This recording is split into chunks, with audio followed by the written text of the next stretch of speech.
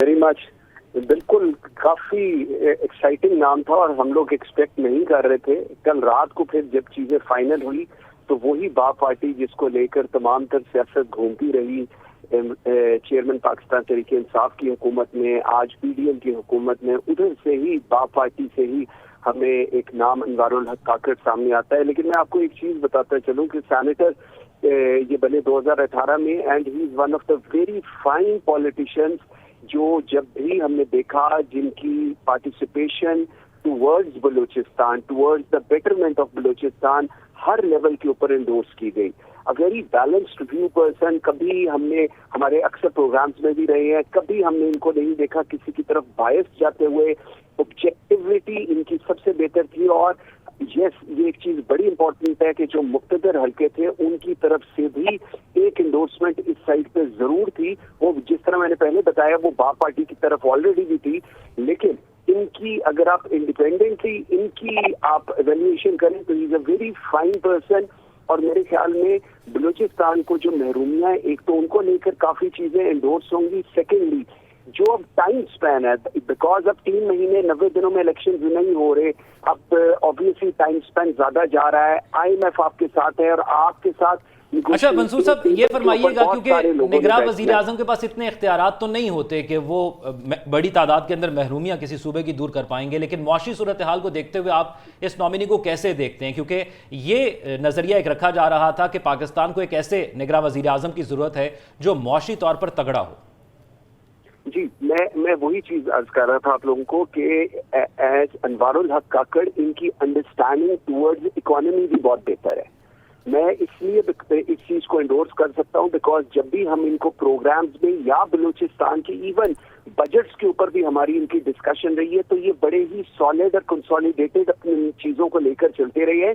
सो IMF के साथ जब हम बात करते हैं, और obviously prime minister, caretaker prime minister के पास उस तरह की अथॉरिटी नहीं होती, everything rests with the election commission of Pakistan, लेकिन to have a debate, to have a discussion with IMF, आपके पास एक ऐसा फेस जरूर होना चाहिए था जो इन लेवल, ऑल लेवल्स के ऊपर इसके ऊपर निगोशिएट कर सकता as per IMF terms and condition. Secondly going forward, ये अब आप देखें कि एक अनवारुल हक काकड़ के पास एक बहुत बड़ा इस वक्त मैदान है जहां पर पीडीएम की 12 पार्टियां हैं, ऑपोजिशन है, इस्टेब्लिशमेंट है, बाकी सारी चीजें हैं जिनको अब अगले 6 महीने एक पेज पर लेकर चलना है। और इनका जो पर्पस है that is free and fair elections. So उसके लिए अनवारुल हक काकड़ का नाम और उनकी जो परफॉर्मेंस है वो बहुत ही इंपॉर्टेंट होगी।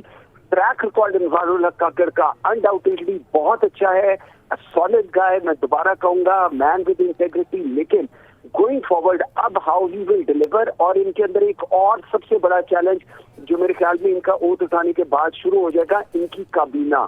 क्योंकि बाप पार्टी के लिए आप ये चीज अपने जहन में रखें कि बाप पार्टी के लिए इस वक्त हर एक को सेटल डाउन करना काबीना में लाजिमो मलजूम भी होगा और मजबूरी भी होगी। सो ये दोनों चीजों को अनवारुल हक काकड़ साहब कैसे लेकर चलते हैं ये आइंदा आने वाला वक्त बताएगा, लेकिन it's indeed a very good choice as far as the caretaker prime minister is concerned. अच्छा मंसूर काजी साहब, निगरान हुकूमत में से किसी सेनेटर का नाम सामने आना, क्या माजी में इस तरह की कोई नज़ीर मिलती है हमें? पहले जी देखिए, पहले मारिया बहुत सारे लोगों के नाम तो अभी आपने देखा होगा इसी टेन्योर के अंदर कितने लोगों के नाम थे। कईयों के बारे में तो ये तक कहा गया कि जी वो तो टिकट कटा के वापस आ गए हुए हैं और शेरवानियों के साइज दे रहे हैं। कई लोगों के नाम हमने उनकी ख्वाहिशात के मुताबिक देखे स्क्रीन पर चलते हुए, लेकिन at the end of the day जहां पर कंसेंसस डेवलप होना है, वो चाहे कोई सैनेटर हो चाहे वो कोई टेक्नोक्रेट हो, क्योंकि ज्यादातर लोगों का ये ख्याल था कि जी आप टेक्नोक्रेट जब देंगे तो वो माशी डिसीजंस पे ही विल बी रुथलेस। ये एक वर्ड हम इस्तेमाल कर रहे थे क्योंकि वो टेक्नोक्रेट होगा और उसका स्टेक नहीं होगा सिस्टम के अंदर। सो आपको एक ऐसा बंदा चाहिए जिसकी अंडरस्टैंडिंग टुवर्ड्स इकोनॉमी बेहतर हो और उसका स्टेक हो उस पूरे सिस्टम के अंदर। सो बाप पार्टी का स्टेक भी है और अनवारुल हक काकड़ की اوور آل جو ویژن ہے یعنی آپ بھی بہت منصور بہتر کافی ہے. حد تک مطمئن دکھائی دے رہے ہیں اور آپ سمجھتے ہیں کہ اس سے حالات کافی بہتر ہوں گے. سلمان عابد صاحب ہمارے ساتھ موجود ہیں, ان کو بھی شامل گفتگو کر لیتے ہیں. سلمان عابد صاحب, ایک پیج پر جو لوگ موجود تھے انہی میں سے ایک بندے کا انتخاب اب کر لیا گیا ہے اور انوار الحق کاکڑ صاحب کو نگراں وزیر اعظم بنانے کا فیصلہ کیا گیا ہے. آپ اس فیصلے کو کیسے دیکھتے ہیں اور آپ کیسے سمجھتے ہیں کہ موجودہ حالات کے اندر یہ بیسٹ آپشن جو چوز کی گئی ہے؟ دیکھیے, انوار کاکڑ صاحب جو ہیں بنیادی طور پہ تو بہت اچھے آدمی ہیں, بہت اچھے پارلیمنٹیرین ہیں اور ان کی کریڈیبلٹی بھی بہت بہتر ہے. لیکن سوال یہ ہے کہ اس آئین کا کیا کرنا ہے, جو آئین جس کی بنیاد پہ یہ ملک چلایا جا رہا ہے. آئین کے اندر تو لکھا ہوا تھا کہ غیر جانبدار اور شفاف اور خاص طور پہ غیر سیاسی فرد نگران وزیر اعظم ہوگا. اب کاکڑ صاحب کا تو براہ راست تعلق باپ پارٹی کے ساتھ ہے اور وہ باپ پارٹی کے سینیٹر ہیں. تو ایک سٹنگ سیاسی جماعت جو اس وقت کولیشن گورنمنٹ کا حصہ تھی, اس کے کسی بندے کو بنانا, تو اس کا مطلب ہے فیصلہ تو پھر سیاسی نوعیت کا ہے نا. وہ جو آئین میں لکھا تھا کہ غیر جانبدار اور غیر سیاسی فرد آئے گا, وہ تو پیچھے چھوڑ دیا ہم نے. اب آپ مجھے بتائیے, اگر ان کی ہمدردیاں باپ پارٹی سے ہیں اور وہ خود باپ پارٹی کے سینیٹر ہیں, تو کیسے وہ انشور کر سکیں گے شفاف الیکشن؟ اچھا سلمان صاحب, اسی طرح کا ایک ریسنٹ واقعہ بھی پیش آیا کے پی کے میں نگراں حکومت کے حوالے سے. جتنی بھی سیاسی وابستگیاں تھیں ان لوگوں کو استعفے دینے پڑے, لیکن ایز اے سینیٹر آئین پاکستان میں کوئی ایسی حدود نہیں لکھی گئی کہ ایز اے سینیٹر وہ نگراں وزیر اعظم نہیں ہو سکتے, اور اگر اپنی پارٹی سے استعفیٰ دے دیں اور صرف ایز اے سینیٹر رہتے ہوئے پاکستان کی خدمت کریں تو پھر کیا یہ صحیح رہے گا؟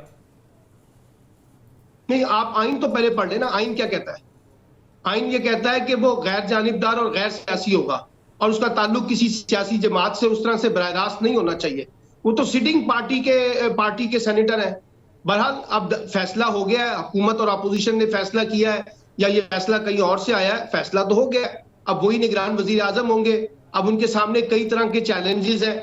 پہلا چیلنج تو یہی ہے کہ کیا یہ وقت کے اوپر 90 ڈیز کے اندر الیکشن کرا سکیں گے؟ نہیں کرا سکیں گے. آئین کی وائلیشن ہوگی نہیں ہوگی. اس کے بعد جو پاکستان کے اندر اکانومی کا اور پولیٹیکل چیلنجز ہیں ان کو کیسے ڈیل کرتے ہیں, اور ابھی یہ بھی دیکھنا ہے کہ ان کی کیبنٹ میں کس قسم کے لوگ آتے ہیں. کیا اس میں سیاسی لوگ آتے ہیں, ٹیکنوکریٹس لوگ آتے ہیں, یا یہ ملا جلا ایک گروپ ہوگا